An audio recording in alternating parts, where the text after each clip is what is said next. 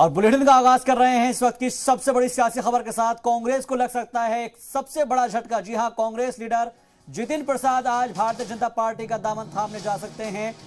BJP में वो शामिल हो सकते हैं। जितिन प्रसाद अब से थोड़ी देर में बीजेपी में शामिल हो सकते हैं। अब से थोड़ी देर पहले वो मरकजी वजीर पीयूष गोयल से मिलने के लिए पहुंचे हैं और दोपहर अब से थोड़ी देर बाद वो बीजेपी हेडक्वार्टर जाकर बीजेपी में शामिल हो सकते हैं। यानी कि 1 बजे का वक्त बताया जा रहा है कि वो शामिल होने वाले हैं। यानी कि बस कुछ ही लम्हों का इंतजार है जब वो भारतीय जनता पार्टी का दामन थाम लेंगे, कांग्रेस का हाथ छुड़ाकर बीजेपी का दामन थाम लेंगे। आज सुबह से ही बड़ी हस्ती के नाम को लेकर अटकलें लगाई जा रही थी। बीजेपी के जो राष्ट्रीय मीडिया प्रभारी है अनिल बलूनी, उन्होंने एक ट्वीट किया था और जिसमें बताया था कि आज दोपहर 1 बजे एक नामी चेहरा बीजेपी में शामिल होगा। इसके लेकर जी सलाम ने सबसे पहले आपको खबर दिखाई थी और हमने बताया था कि आज एक बड़ा बदलाव होने जा रहा है, एक बड़ी खबर आने जा रही है और उस ट्वीट के बारे में भी हमने समझने की कोशिश की थी।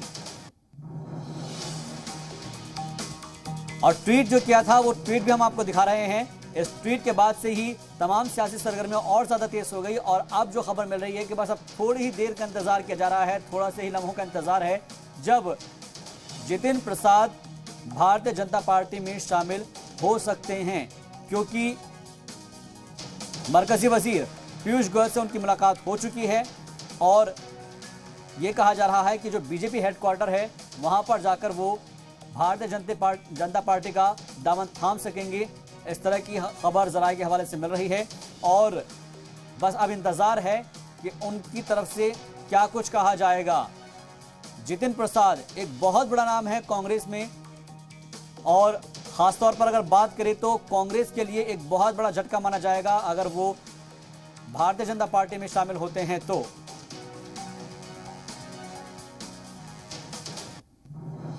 और इस खबर पर हमारे साथ जी सलाम के एडिटर शेख इरफान साहब जुड़ गए हैं।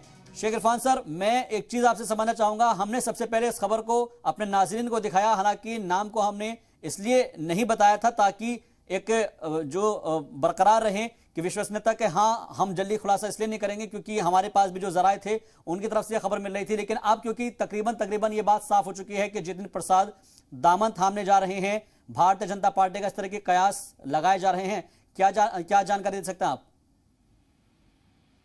देखिए, ये आप अगर जितिन प्रसाद के ट्विटर हैंडल पे जाएंगे तो आपको वहां पे बिल्कुल साफ साफ ये देखने को मिलेगा कि उन्होंने उस पे लिखा हुआ है former minister of state so and so, मतलब मिनिस्ट्री ऑफ स्टील में वो एमओएस रह चुके हैं और पेट्रोलियम में एमओएस रह चुके हैं। तो एक यंग पॉलिटिकल लीडर जब सियासत करता है तो उसे ये बिल्कुल मालूम होता है, उसे ये एहसास होता है कि अगर सत्ता उसके पास होगा, अगर पावर उसके पास होगा तो वो अपने कॉन्स्टिट्यूएंसी के ज्यादा से ज्यादा लोगों की वो मदद कर पाएंगे जी। क्योंकि वो बहुत ही असहाय और रेस्टलेस फील कर रहे थे। उनको ऐसा लग रहा था कि जो रुझान स्टेट्स में आ रहे थे असेंबली चुनाव में और लोकसभा में उन्होंने देखा, तो उस दौरान उनको ऐसा लगने लगा कि उनकी जितनी भी मेहनत है वो सब बेकार होते जा रहे हैं। It was something like anything multiplied by 0 is equal to 0।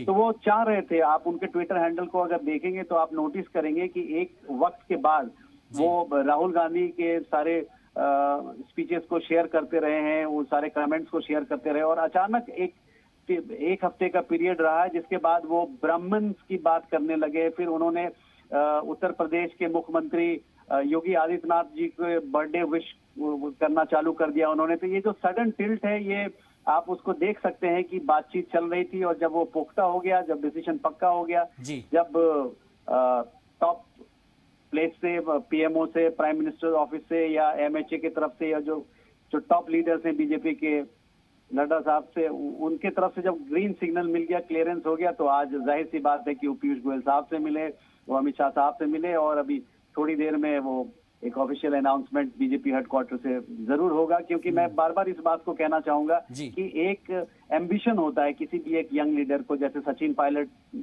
को एम्बिशन है या माधवराव सिंधिया के जो बेटे हैं ज्योतिरादित्य सिंधिया, उनके अंदर भी एक एम्बिशन है। तो उनको ऐसा लग रहा है कि वो मेहनत तो कर रहे हैं लेकिन उसका आउटपुट कुछ नहीं आ रहा है। तो आज उसी थॉट प्रोसेस के तहत जितिन प्रसाद इधर आए हैं। उनको ऐसा लगता है कि बीजेपी में एक बड़ा अपॉर्चुनिटी है और उन्हें ऐसा भी लग रहा है कि 2024 में भी बीजेपी, क्योंकि मोदी जी का कोई अभी ऑल्टरनेटिव लोगों को दिख नहीं रहा है। और यंग एंड रेस्टलेस जो लीडर्स हैं जी, ये खास तौर पे मैं दीपेंद्र हुड्डा की भी बात करूंगा, मिलिंद देवरा साहब की भी बात करूंगा, इन सब का इनवेरिबली एक ही मेंटल जो सिचुएशन है, दिमाग की जो हालात है वो बिल्कुल इसी तरीके से है। और जाहिर सी बात है कि उसी फॉर्मेट पे ये आए हैं और बहुत ही नेचुरल एक मूवमेंट है, नेचुरल ट्रांजिशन है ये जी। और इरफान सर, क्योंकि अगर हम रूट्स की बात करें, रूट्स जाननी इसलिए जरूरी होती है क्योंकि ओरिजिन जो होता है, जो इनके जो पुरखे होते हैं उनके बारे में भी अगर मैं जानने की कोशिश करूं आपसे, क्योंकि अगर हम बात करें ज्योतिरादित्य सिंधिया की, माधवराव सिंधिया की, विजय राजे सिंधिया की,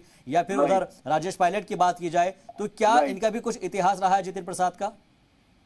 हाँ नहीं, बिल्कुल। इनका तो इनके जो पिताजी थे जितेंद्र प्रसाद, उन्होंने सोनिया गांधी के खिलाफ चुनाव भी लड़े थे, हालांकि वो हार गए थे जी। तो जाहिर सी बात है वो चीज तो इनके डीएनए में है। मतलब जिस हिसाब से सचिन पायलट भी बगावत किए थे एक जमाने में, राजेश पायलट साहब भी चुनाव लड़े थे खिलाफ, तो ये सारी चीजें हैं। मतलब इनवेरिबली कहीं ना कहीं ये चीजें आ रही हैं। और मैंने एक बात को दोबारा आपको बताया कि इनके जो पिताजी थे जितेंद्र प्रसाद, ये पॉलिटिकल एडवाइजर रहे हैं राजीव गांधी के जी। तो बहुत करीब थे राहुल गांधी के पिताजी के, बहुत करीब थे इनके पिताजी।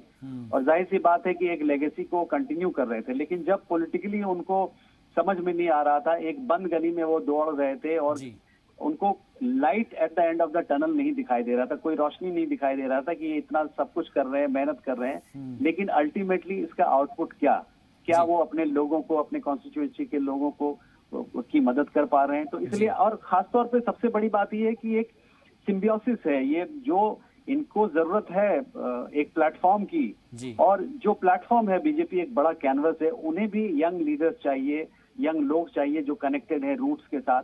और खास तौर पे अगर हम यूपी की बात करें तो वहां पे एक जो ऑपोजिशन में जो चीजें फैलाई जा रही है, और कुछ जो ऑपोजिशन के जो मीडिया है वो लोग जो थ्योरी फ्लॉट कर रहे हैं, वो ये कर रहे हैं कि ब्राह्मण नाखुश हैं, ब्राह्मण परेशान हैं। तो ये ठाकुर और ब्राह्मण की जो एक लॉबी बन रही है कि एक पोलराइजेशन जो हो रहा है, उस चीज को भी सॉल्व करने के लिए, उस चीज को भी दुरुस्त करने के लिए इनको लाया गया, ताकि जो एक ब्राह्मण इमेज है उस चीज को लेकर के ये सामने में जाएंगे। और वो जो एक कहीं ना कहीं किसी तरीके का कोई दीवार अगर आ गया है तो वो लोग पहले जितिन साहब से बात करेंगे और फिर ये धीरे धीरे आगे सीएम तक पहुंचेंगे, और फिर वो उनकी बातें जो है अल्टीमेटली दिल्ली के गलियारों में सत्ता के, मतलब जो रायसेना हिल्स तक पहुंचेंगे और उसको सॉल्व करने की कोशिश की जाएगी। क्योंकि किसी भी तरीके जो रिसेंटमेंट है वो पूरा जो उसका रिफ्लेक्शन, उसका इम्पैक्ट यूपी चुनाव में, जो आने वाला चुनाव है 2020 में, उस पर असर देखा जाएगा जी। और ये वाकई बात आपने एक बहुत अहम बात कही है, मैं इसके ऊपर भी आऊंगा। लेकिन सर एक चीज और मैं आपसे समझना चाहूंगा, क्योंकि अगर हम देखें यहाँ पर पिछले दिनों कांग्रेस के अंदर ओल्ड वर्सेस न्यू, या फिर कह सकते हैं कि जो यंग जनरेशन है वो अपने आप को एक तरफ लेकर जा रही थी। अगर हम राजस्थान की बात करें तो गहलोत खेमा अलग था और यहाँ पर सचिन पायलट खेमा अलग था।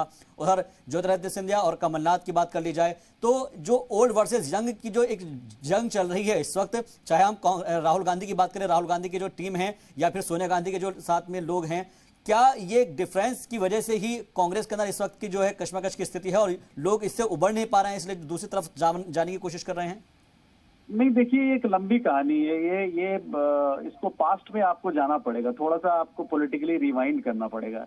इसमें क्या है कि मरहूम को, अब तो अहमद पटेल साहब है नहीं, अल्लाह सुब्हानो तआला उन्हें जन्नत नसीब फरमाए, लेकिन उनके पीरियड में क्या है कि जितने भी सीनियर लीडर्स हैं, चाहे हमारे फॉर्मर प्रेसिडेंट हो प्रणब मुखर्जी साहब हो, चाहे अहमद पटेल साहब हो, ये जितने भी सीनियर लीडर्स थे, उनको हमेशा ये महसूस होता था कि अगर यंग लीडर फ्रंट फुट पे खेलेंगे, अगर सामने आ जाते तो फिर उनकी क्या हैसियत रहेगी उस पॉलिटिकल पार्टी में। तो इसलिए पटेल साहब का एक स्ट्रैटेजी ये था कि वो पुराने लोगों को, जैसे ए.के. एंटनी साहब हो गए और बाकी कपिल सिब्बल साहब हो गए, ये लोग, गुलाम नबी आजाद साहब हो गए, तो इन लोगों को लेकर के आगे चलते थे।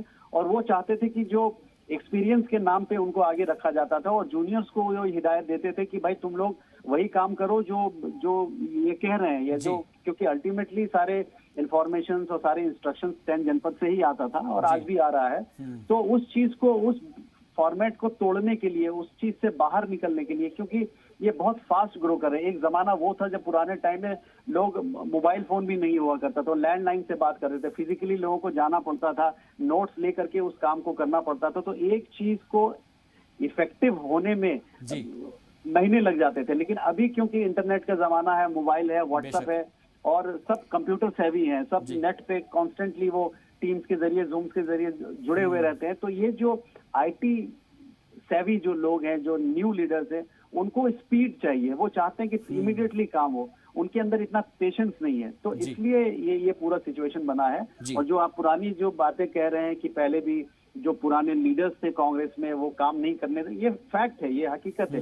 इस चीज को बिल्कुल डिनाई नहीं किया जा सकता है। और कांग्रेस में भी ये है कि प्रियंका गांधी जो है एक न्यू लीडर है, एक नया जोश है, वो कुछ करना चाहती है। राहुल गांधी डेफिनेटली बहुत कुछ करना चाहते हैं।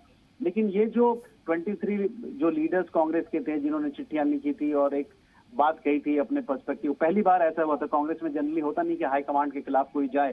तो कपिल सिब्बल साहब हो गए, गुलाम नबी आजाद साहब हो गए, ये सारे लोग जो है, यहाँ तक कि सलमान खुर्शीद साहब, ये सारे सीनियर लीडर्स हैं। थरूर साहब हैं, एक कॉम्पिटेंट लीडर हैं, पढ़े लिखे इंसान हैं, all over the world travel करते हैं। तो ये सारी जो चीजें हैं, इन लोगों को एक बैरियर के रूप में लग रहा था और उस चीज से धीरे धीरे ये निकल रहे हैं। और मेरे पास जो फीडबैक आया है बीजेपी हेडक्वार्टर से और कांग्रेस से भी, मतलब वो कहते हैं कि हमें कोट ना करो। तो जो फीलिंग्स, जो फीलर्स मुझे मिले हैं, वो ऐसा लग रहा है कि ये एक सिलसिला। बिल्कुल सर, यहाँ पर कुछ तस्वीरें मिल रही हैं, हम अपने नाज़रीन को जरा वो तस्वीरें दिखा देते हैं। ये सीधी तस्वीरें बराह रास्त हमको मिल रही है, क्योंकि जाहिर तौर पर ये तस्वीरें अपने आप में बहुत कुछ बयां करती है। एक पिक्चर, जी बिल्कुल, ये जो तस्वीरें हैं ये देख पा रहे हैं हम। और भारतीय जनता पार्टी, ठीक है, सुनते एक बार।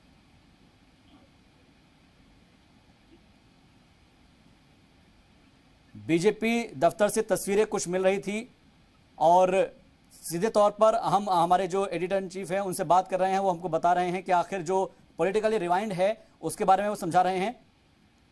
ए picture tells 1000 words in itself. Sir, क्योंकि आपने बताया है और ये तस्वीरें भी हम देख रहे हैं, जाहिर सी बात है कि अगर हमने देखा कि अमित शाह से मुलाकात और मरकजी वजीर पीयूष गोयल से मुलाकात एक तरीके से हो चुकी है, यानी कि फाइनली जो ऑफिशियल अनाउंसमेंट है बस होना वो बाकी है, रस्मी जो है वो एक तरीके से अदायगी होनी बाकी है। मैं आपसे समझना चाहूंगा कि जिस तरीके से हमने देखा था कि कुछ एम्बिशंस होते हैं हर एक लीडर के, अगर हम ज्योतिरादित्य सिंधिया का एग्जाम्पल सेट यहाँ पर करना चाहे तो क्या उस एग्जाम्पल में ये फिट होते नजर आएंगे? क्योंकि ये कहा जा रहा था कि ज्योतिरादित्य सिंधिया को मरकज के अंदर कुछ यहाँ पर दी जा सकती है, कुछ जिम्मेदारी दी जा सकती है। बिल्कुल, आपने सही फरमाया। मुझे तो ऐसा लगता है कि ज्योतिरादित्य सिंधिया में और जितिन प्रसाद में एक चीज तो कॉमन है कि ये दोनों चाहते हैं कि पावर में रह के कुछ किया जाए। लेकिन जहां तक सवाल है, ज्योतिरादित्य सिंधिया साहब को, उनको कैबिनेट में नहीं शामिल किया गया है और कोई भी एमओएस या मिनिस्टर नहीं बनाया गया, वो एक लो प्रोफाइल चल रहे हैं। लेकिन जहां तक सवाल है जितिन प्रसाद का, मुझे ऐसा लगता है, मेरा ये गट फीलिंग है कि इनको कोई ना कोई एमओएस टाइप का कोई एक स्लॉट मिनिस्टर ऑफ स्टेट जरूर दिया जाएगा। क्योंकि उससे होगा क्या, और कि ज्यादा लोगों तक वो रीच कर पाएंगे, ज्यादा लोगों का वो काम कर पाएंगे। एंड डेफिनेटली वो सारे कोऑर्डिनेशन के साथ होगा। पीएमओ को लूप में रखा जाएगा, सारे सीनियर लीडर्स को लूप में रखा जाएगा। और यूपी में जो भी थोड़ा बहुत अगर ऐसा लगता है कि कुछ लोगों का काम नहीं हुआ, बहुत सारे जो बीजेपी में हैं, जो एमएलए चुन के आए हैं, जो एमएलसी है, अलग अलग लोग हैं, और किसी भी पॉलिटिकल पार्टी के लोग, चाहे वो सपा के हो या कांग्रेस के हैं, वो एमएलए अगर हैं तो रिप्रेजेंट करते हैं, इतने सारे लोग उनको फॉलो करते हैं। तो ऐसे लोगों का भी वो काम करेंगे, क्योंकि किसी भी तरीके का कोई बायस नहीं लगना चाहिए। ये बीजेपी का लीडर है, बीजेपी का नेता है, बीजेपी का मिनिस्टर है और सिर्फ अपने पार्टी का काम कर रहा है, दूसरों का नहीं काम कर रहा है। कि ये साफ साफ क्लियर इंस्ट्रक्शन है प्राइम मिनिस्टर ऑफिस से नरेंद्र मोदी साहब की, काम किसी का भी जो लीगल काम है वो किसी भी हालत में नहीं रुकना चाहिए। किसी भी तरीके का कोई रेड टेपिज्म नहीं होना चाहिए, कोई भी हेर फेर, कोई भी कंट्रोवर्सी कहीं भी नहीं होना चाहिए, बिल्कुल ट्रांसपेरेंट होना चाहिए। तो उस चीज के लिए ये एक यंग लीडर जो कांग्रेस से यहाँ पे आए हैं, जिनका रूट बेस अच्छा है, ब्राह्मण लॉबी से हैं, वो एक फेस है। तो मुझे ऐसा लगता है इसका पूरा असर जो है यूपी असेंबली इलेक्शन में जरूर होगा। जी, क्योंकि सर देखिएगा, खुद योगी आदित्यनाथ जो कि सीएम है उत्तर प्रदेश के, उन्होंने ट्वीट करते हुए बधाई भी दे दी है और शुक्रिया अदा कर दिया है कि एक तरीके से अब बस औपचारिकता बाकी रह गई है। लेकिन उत्तर प्रदेश के लिहाज से हम इसलिए बात कर रहे हैं क्योंकि सबसे बड़ा प्रदेश कहलाता है, सियासत के लिहाज से भी, जनसंख्या के लिहाज से भी, और यहीं से कहते हैं कि जो 2024 का रास्ता है वो तय होगा। 80 लोकसभा सीट अगर यहां पर है और उस लिहाज से अगर देखा जाए, और 2022 के यूपी के इलेक्शन होने वाले हैं, उन तमाम चीजों को अगर मद्देनजर रखा जाए तो क्या आने वाले वक्त में और भी कुछ यंग चेहरे भारतीय जनता पार्टी का रुख कर सकते हैं? ऐसे भी कयास कुछ लगाए जा सकते हैं? नहीं, बिल्कुल पॉसिबिलिटी है। बिल्कुल यंग चेहरे और भी जिन लोगों को रिसेंटमेंट है कांग्रेस से, जहां पे उनको लग रहा है कि कुछ काम नहीं हो पा रहा है, तो मैं बार बार वही दोहरा रहा हूँ, जो नाम है वो दीपेंद्र हुडा साहब हो गए, मिलिंद देवरा हो गए, इस तरह के नाम एक पॉसिबिलिटी है जी। सचिन पायलट साहब, एक बगावत तो उन्होंने किया ही था और जाहिर सी बात है वो किसी तरीके से पैच करने की कोशिश की गई, क्योंकि गहलोत साहब काफी स्ट्रांग थे और सारे लीडर्स को एक साथ लेकर के चले, तो वो उस चीज को, उस लॉबी को वो हिला नहीं पाए। लेकिन फिर भी कहीं ना कहीं एक मन में एक एम्बिशन तो है कि इस चीज को किया जाए। और यूपी, आपको मैं ये बता दूं कि जो 2022 चुनाव होना है, असेंबली इलेक्शन होना है उत्तर प्रदेश में, उसमें एक सबसे बड़ा फैक्टर जो इमर्ज करेगा, जो जिसकी डिस्कशन में होगी और जिसपे मतलब यहाँ तक कि अमेरिका में भी जो चुनाव हुआ वहां पे भी कोरोना पैंडेमिक की बात हुई, ट्रंप को बिल्कुल जिस हिसाब से हटाया गया और जिस हिसाब से बाइडेन आए, तो वो लेकर के जो सारी बातें हैं कोरोना पैंडेमिक से जुड़ा हुआ, क्योंकि पिछले 1.5-2 साल से वही पैंडेमिक का ही वो चल रहा है। फिर अभी जो वैक्सीनेशन ड्राइव चल रहा है उसमें भी ये बातें चल रही है कि ये वैक्सीनेशन जो हो रहा है पूरे देश के लिए हो रहा है और देश हित में हो रहा है। कोई भी आदमी जो इसमें भ्रम फैला रहा है वो सिर्फ एंटी मोदी नहीं है, वो एंटी इंडिया है, एंटी नेशन है। बिल्कुल सर, मैं आपको बीच में माजरत चाहूंगा, आपको बीच में रोकना चाह रहा हूं मैं, क्योंकि इस वक्त लाइव तस्वीर आ रही है और बेहद अहम तस्वीरें हैं। जो तमाम लीडरान हैं वो बीजेपी हेडक्वार्टर पहुंच चुके हैं और हम सीधे तस्वीरों में अपने नाज़रीन को ये तस्वीरें दिखा रहे हैं, जहां पर तमाम बड़े लीडर को आप देख सकते हैं। और जिस बात का इंतजार सभी को है, अब शायद वो वक्त आ चुका है। क्या कुछ कहा जाएगा, क्या उनके मन में है, क्या उनके एम्बिशंस हैं, वो तमाम चीज़ें हम सुनने की कोशिश करेंगे। मरकज़ी वज़ीर भी खुद यहाँ पर मौजूद हैं और सुनते हैं क्या कुछ कह रहे हैं वो। मित्रों, आप सभी का स्वागत है।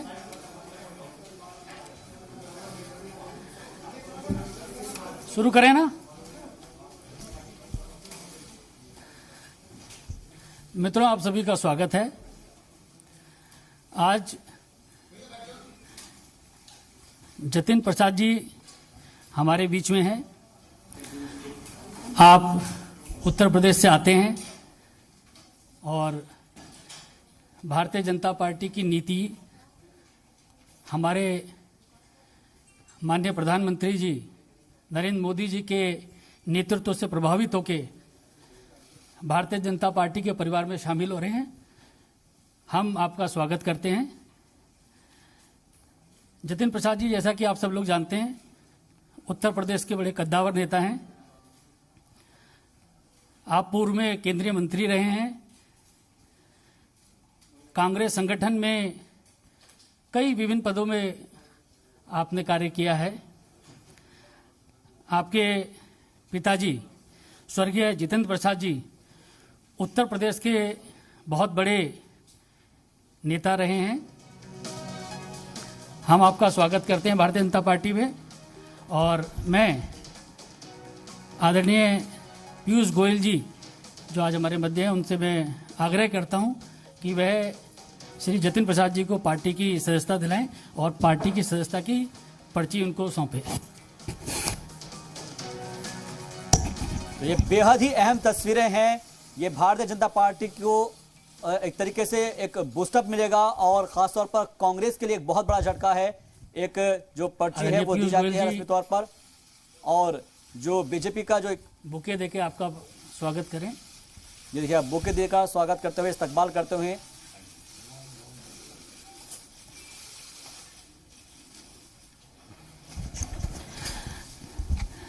इस अवसर पर मैं केंद्रीय मंत्री आदरणीय पीयूष गोयल जी से आग्रह करूंगा कि जतिन प्रसाद जी का शब्दों के माध्यम से स्वागत करें। आदरणीय पीयूष गोयल जी। धन्यवाद अनिल जी। माननीय जितिन प्रसाद जी ने बहुत ही छोटी आयु से उत्तर प्रदेश की सेवा में अपना पूरा जीवन झोंक दिया। मुझे अभी भी याद है, शायद इनकी उम्र शायद सिर्फ 27 वर्ष की थी जब आकाशात्मक एकदम सडनली उनके पूज्य पिताजी का देहांत हुआ। और ये मुंबई में तब काम करा करते थे, बहुत अच्छी पद पर थे। दून स्कूल से पढ़ाई की, श्री राम कॉलेज से, दिल्ली के विख्यात कॉलेज से पढ़ने के बाद एमबीए करने के बाद अपने काम में लगे थे जब बहुत छोटी उम्र में उनको परिवार को ये धक्का पड़ा। लेकिन छोटी आयु में भी उन्होंने जिस प्रकार से पूरे उत्तर प्रदेश में दौरा किया, उत्तर प्रदेश के अलग अलग जिलों में जाके अपनी प्रतिभा से, अपने काम से लोगों का दिल जीता। 2 बार पार्लियामेंट में अच्छे मतों से जीते। पहली बार शाहजहांपुर से 2004 में, और जिस प्रकार से उन्होंने पूरे उत्तर प्रदेश की राजनीति में एक बहुत प्रमुख भूमिका वर्षों वर्षों तक निभाई, वो हम सब देखा करते थे।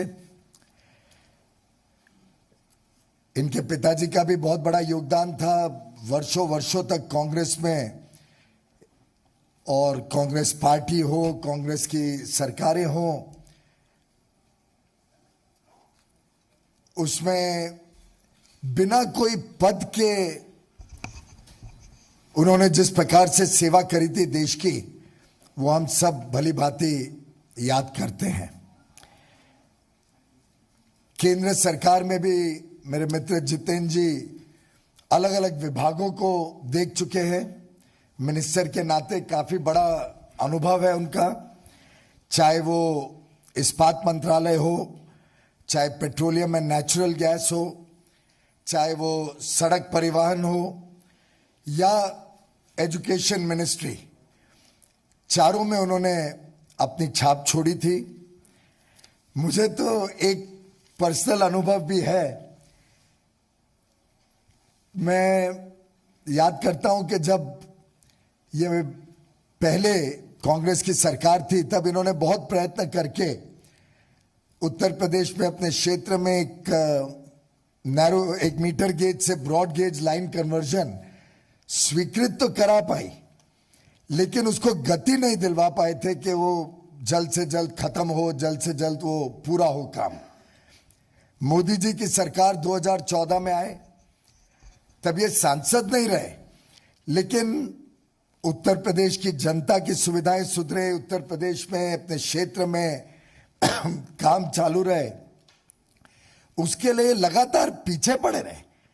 और रेल मंत्रालय के पीछे ऐसा पड़े रहे कि उन्होंने उस प्रोजेक्ट को कंप्लीट करवाया मोदी सरकार आने के बाद।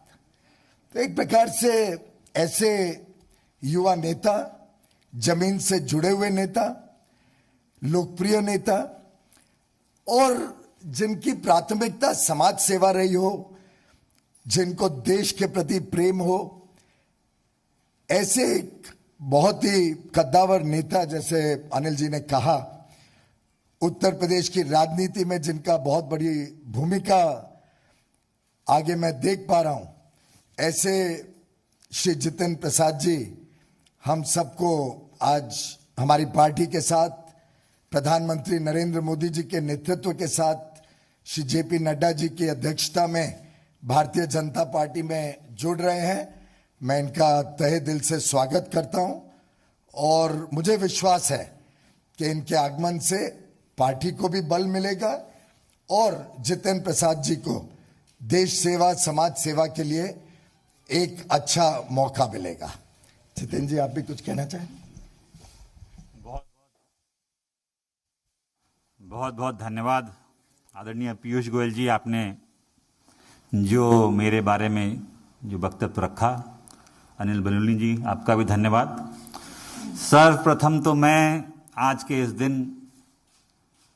भारतीय जनता पार्टी के राष्ट्रीय अध्यक्ष श्री जेपी नड्डा जी, इस देश के यशस्वी प्रधानमंत्री आदरणीय नरेंद्र मोदी जी, इस देश के कर्मयोगी गृह मंत्री आदरणीय अमित शाह जी और समस्त भारतीय जनता पार्टी नेतृत्व का मैं धन्यवाद अर्पित करता हूं कि उन्होंने आज इस भारतीय जनता पार्टी परिवार में मुझे सदस्यता और सम्मान दिया है।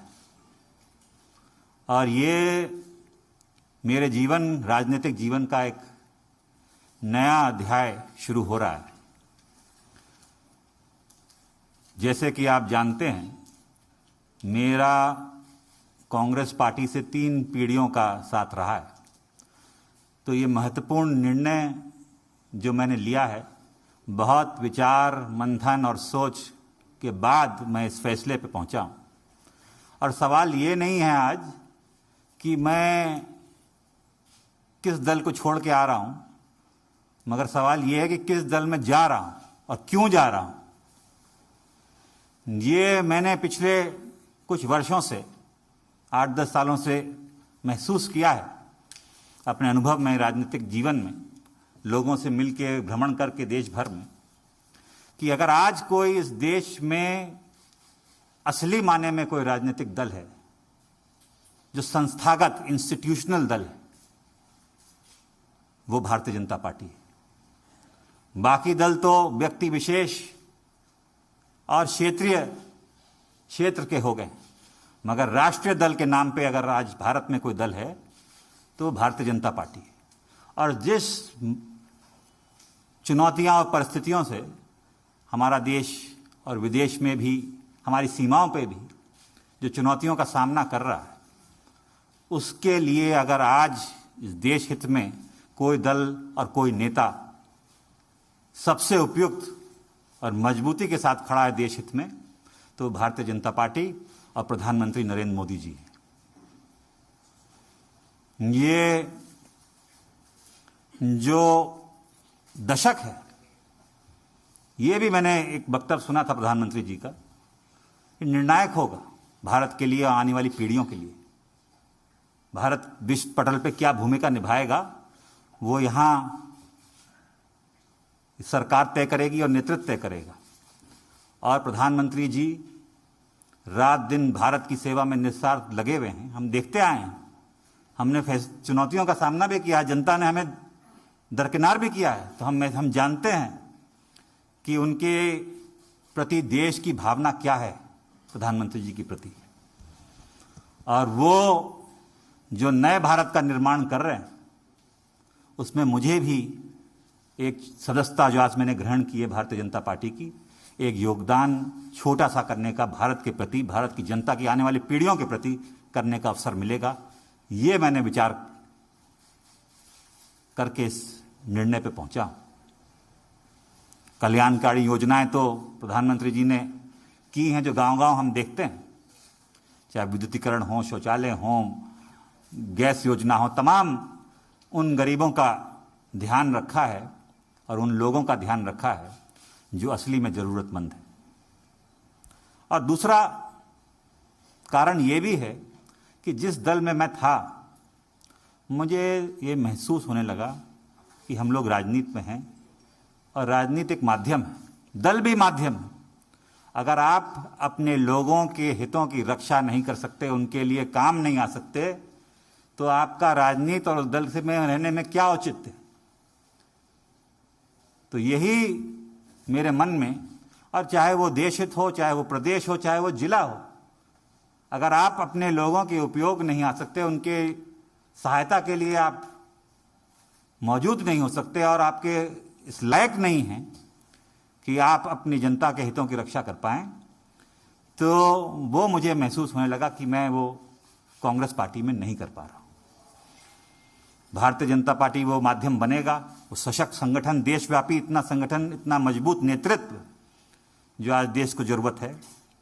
मैं इस वक्त ज़्यादा बोलना नहीं चाहता, मेरा काम बोलेगा। मैं धन्यवाद देना चाहता हूं सभी मेरे उन कांग्रेसजनों का जिनका मुझे आशीर्वाद मिला और साथियों का इतने वर्ष तक। मगर अब मैं समर्पित एक, गोयल जी आप सब जानते हैं, आपका धन्यवाद दूंगा। एक कार्यकर्ता के रूप में भारतीय जनता पार्टी के मैं कार्य करूंगा और वही उद्देश्य सबका विकास और सबका साथ, जो उद्देश्य है एक भारत और श्रेष्ठ भारत का, वो लेके एक कार्यकर्ता के रूप में मैं काम करूंगा। बहुत बहुत धन्यवाद आप सभी लोग। धन्यवाद धन्यवाद विपिन जी। एक मिनट, अभी आप इसके बाद माननीय राष्ट्रीय अध्यक्ष जी से भी मुलाकात करेंगे और क्योंकि कोविड गाइडलाइंस हैं, सब लोग पालन कीजिए। ये टिक टैक थोड़ी देर बाद में एक एक करके सबको देंगे, कृपया अनुशासन बनाए रखिए।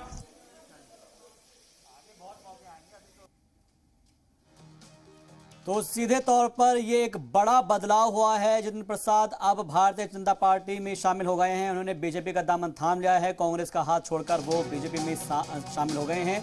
और उन्होंने अपनी इस प्रेस कॉन्फ्रेंस में कहा कि बहुत सोच समझकर फैसला किया है। कई जो पीढ़ियां भले ही कांग्रेस में रही हो, लेकिन अब वो कांग्रेस में नहीं हैं। बहुत सोच समझकर उन्होंने फैसला लिया है और बताया है कि जो काम उनको करना था वो काम वो नहीं कर पा रहे थे, आवाम के लिए उनके खदमात को अंजाम नहीं दे पा रहे थे और इसलिए बहुत सोच समझकर भारतीय जनता पार्टी का दामन थामा है। बाकी की पार्टियां या तो इलाकाई है या फिर उसमें कुंभा परवरी है और इसीलिए भारतीय जनता पार्टी जो है उसका इंस्टीट्यूशन काफ़ी मजबूत है वो, और इसीलिए उसमें ही उन्होंने जाना बेहतर समझा है। पीयूष गोयल ने उनका इस्तकबाल किया और साथ ही साथ उनको रुकनियत हासिल कराई है। अब एक तरीके से हम कह सकते हैं एक नया चेहरा भारतीय जनता पार्टी में शामिल हुआ है। हालांकि कांग्रेस में बहुत अलग अलग ओहदों पर वो रहे हैं, कई सारी जो वजारत है वो उन्होंने संभाली है, चाहे फिर वो स्टील इंडस्ट्री हो या फिर उसके अलावा एजुकेशन मिनिस्ट्री हो, तमाम अलग अलग वजारत में उन्होंने काम संभाला है। लेकिन फिलहाल कांग्रेस का हाथ छोड़ दिया है और बीजेपी का दामन थाम लिया है, बीजेपी का कमर थाम लिया है जितिन प्रसाद ने।